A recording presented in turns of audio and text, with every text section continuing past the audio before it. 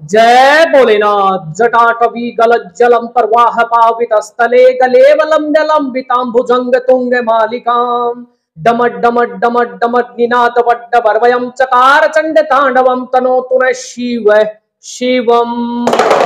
जय भोलेनाथ।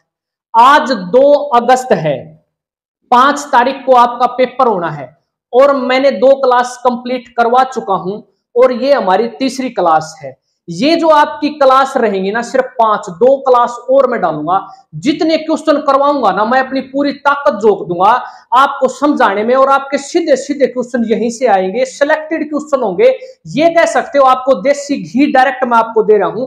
इस वीडियो से आपके जो मैं 5 वीडियो बनाऊंगा ना, इसी में से आपके क्वेश्चन आएंगे, गारंटी के साथ आएंगे।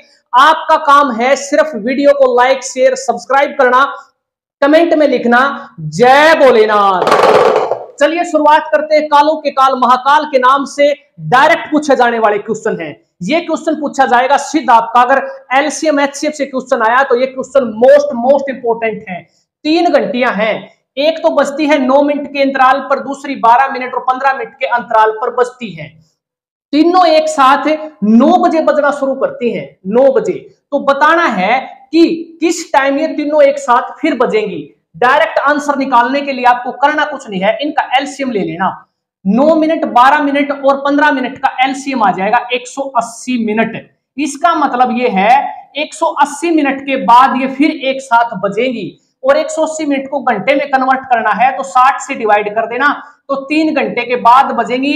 9 बजे बजी है तो इसमें 3 घंटे के बाद कितना टाइम हो जाएगा, 12 बजे। दोपहर के 12 बजे एक साथ फिर बजेंगी। नोट कर लेना इस क्वेश्चन को। नेक्स्ट क्वेश्चन देखो, अनुपात समानुपात से अगर क्वेश्चन आया तो ये पूछा जाएगा क्वेश्चन, जो एग्रीकल्चर इंस्पेक्टर में 2 बार आ चुका है, दोनों शिफ्टों में पूछा गया क्वेश्चन है। सिंपल क्वेश्चन है, मान लीजिए A/B और B/C दे रखा है, आपसे पूछता है A/B/C क्या होगा। ये क्वेश्चन बिल्कुल इजी है, ये सभी निकाल सकते हैं। केवल सिलेक्टेड क्वेश्चन जो पूछे जाने वाले हैं, यहां से क्वेश्चन पूछेगा।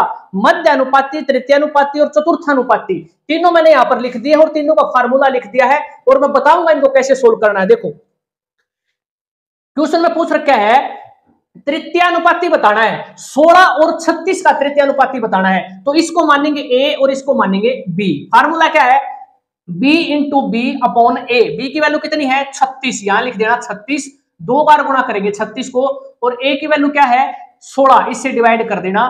4 चौके 16, 4 निमा 36, 4 से काटेंगे 4 निमा 36, 9 निमा 81, सीधा आंसर आ जाएगा तृतीयानुपाती।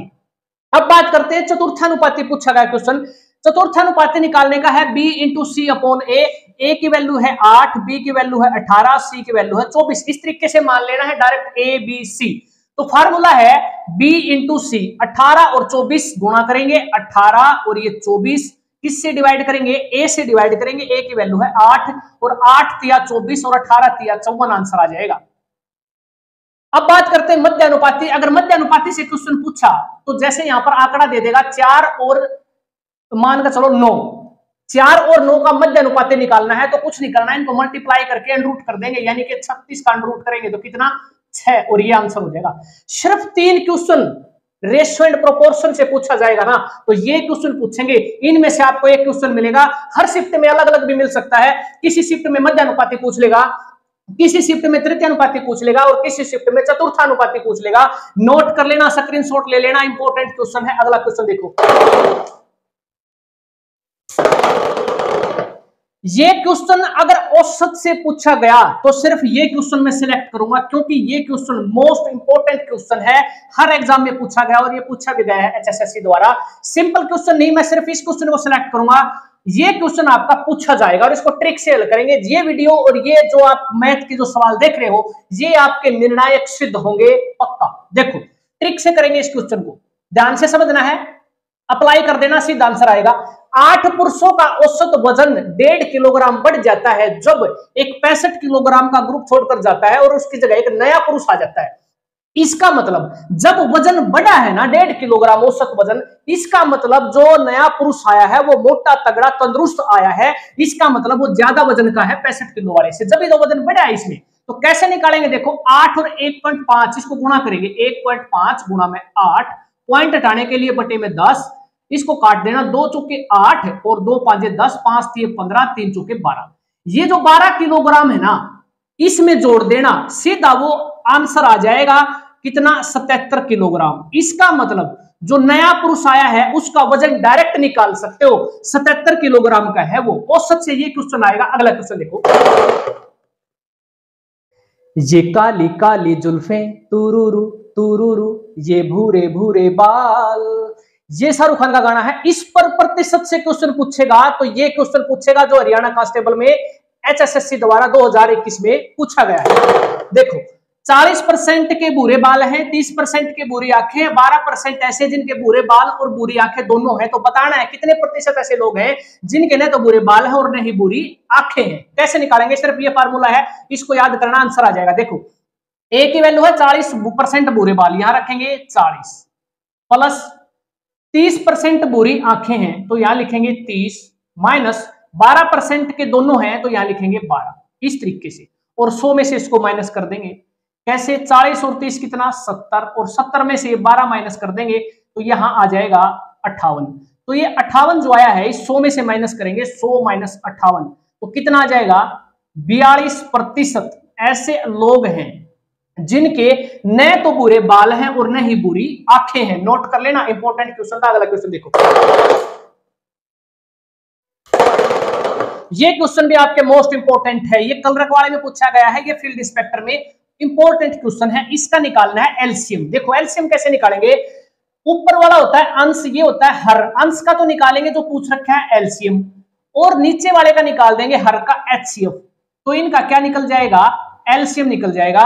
2 4 8 का एलसीएम की बात करें तो कितना होता है, 8। एचसीएफ की बात करें 3 6 और 27 का तो 3, और यही आपका आंसर हो जाएगा। एचसीएफ एलसीएम निकालना आपको आता है। ये देखो फील्ड इंस्पेक्टर में पूछा गया था एचसीएफ निकालना है, मैंने क्या बताया, अंश का जो पूछ रखा है वही निकालेंगे एचसीएफ, और नीचे वाले का हर का निकालेंगे एलसीएम। कैसे, 4 और 5 और 9 का एचसीएफ निकालना है तो क्या आएगा, देखो ध्यान से समझना, यहाँ 5 क्या है, भाज्य संख्या है जो केवल एक और अपने आप से विभाजित होती है। जब ऐसी संख्या आ जाती है और एचसीएफ निकालना हो तो एचसीएफ हमेशा 1 होता है, ये हो जाएगा 1। एलसीएम 5 और 6 और 10 का निकालना है तो इसका एलसीएम हो जाएगा 30, और यही इसका आंसर हो जाएगा। नोट कर लेना। अगला क्वेश्चन देखो, इस पैटर्न पर क्वेश्चन आपका पूछा जाएगा। 3 क्वेश्चन लगातार 8 9 और 10 पूछे गए हैं। पहला क्वेश्चन देखो, महिला सुपरवाइजर में पूछा गया है। आपने सिर्फ ये फार्मूला याद रखना है, एलसीएम और एचसीएफ को गुणा करेंगे तो किसके बराबर होता है, पहली संख्या गुणा में दूसरी संख्या के। वो इनमें से कोई 3 दे देगा और 1 पूछ लेगा। यहां पर पूछ रखा है एलसीएम दे रखा है 150, एचसीएफ दे रखा है 5, पहली संख्या 25 तो दूसरी बतानी है, डायरेक्ट निकाल देना। 25 6 का 150 और 6 5 30, तो सीधा आंसर आ जाएगा। एक्स की वैल्यू कितनी है, 30, दूसरी संख्या आ जाएगी 30। इसमें देखो ये जेईई सिविल में पूछा गया है, सेम है, आपका पैटर्न सेम रहेगा, फार्मूला सेम रहेगा, थोड़ा सा घुमा के देगा। तो देखो ये कैसे है, थोड़ा सा घुमा के दे रखा है, एलसीएम और एचसीएफ का गुणनफल 24 है और 2 संख्याओं का अंतर है 2। तो बताना है कि वो दोनों संख्याएं कौन सी है, ऑप्शन से उठा लेना।